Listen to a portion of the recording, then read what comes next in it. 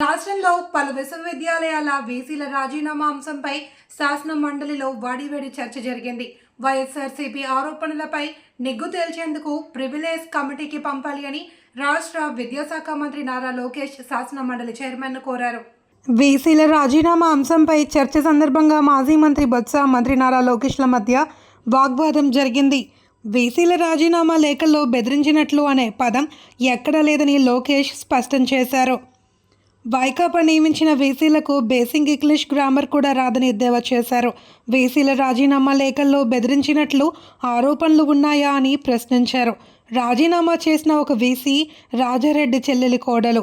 రాజీనామా చేసిన ప్రసాద్ రెడ్డి వైకాపా కార్యకర్త అని జగన్ పుట్టినరోజు వేడుకలు వర్సిటీలో చేసిన వ్యక్తి ఈ ప్రసాద్ రెడ్డి అని పేర్కొన్నారు. పార్టీ కోసం సర్వేలు చేయించిన ఘనత ఆనాటి వీసీలదని లోకేష్ వ్యాఖ్యానించారు. వైసీపీ ఆరోపణలు నిగ్గు తేల్చేందుకు ప్రివిలేజ్ కమిటీకి పంపాలి అని కోరారు. అధ్యక్ష, చాలా స్పష్టంగా గౌరవ సభ్యులు చెప్పింది, తెలుగుదేశం పార్టీకి సంబంధించిన వాళ్ళు లేదా ప్రభుత్వానికి సంబంధించిన వాళ్ళు బెదిరించి రాజీనామా చేపించారు అనేది వాళ్ళు అన్నారు. అధ్యక్ష, టోటల్ గా 17 మంది రాజీనామా చేస్తే 10 మంది కూర్చుని 10 మంది పర్సనల్ ఆర్ నో రీజన్స్ తో రాజీనామా చేశారు. లెటర్ నాదర్ని ఇద్దరు ప్రభుత్వానికి ఫ్రీ హ్యాండ్ ఇవ్వాలని రాజీనామా చేసినట్టు ఇచ్చారు. 5గురు ఓరల్ ఇన్స్ట్రక్షన్స్ వచ్చినాయి, అందుకే రాజీనామా చేశారు అని ఇచ్చారు. ఎవరు బెదిరించాం, పలానోళ్ళు ఫోన్ చేసి మమ్మల్ని బెదిరించారు, బయటికి వెళ్ళమన్నారు, ప్రొటెస్ట్ తో నేను రాజీనామా చేస్తున్నానని చెప్పాల. విచిత్రం ఏంటంటే ఇక్కడ చూస్తే, in response to the oral instructions of APSHI to revamp the universities I here by tender by resignation.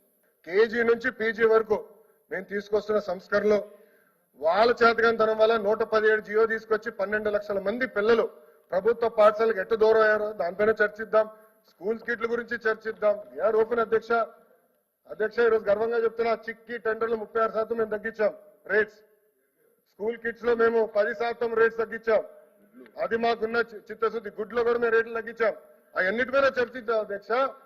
ఎట్లా వాళ్ళు గతంలో ఎడ్యుకేషన్ డిపార్ట్మెంట్ ని ATM గా వాడారో దానిపైన కూడా చర్చిద్దాం.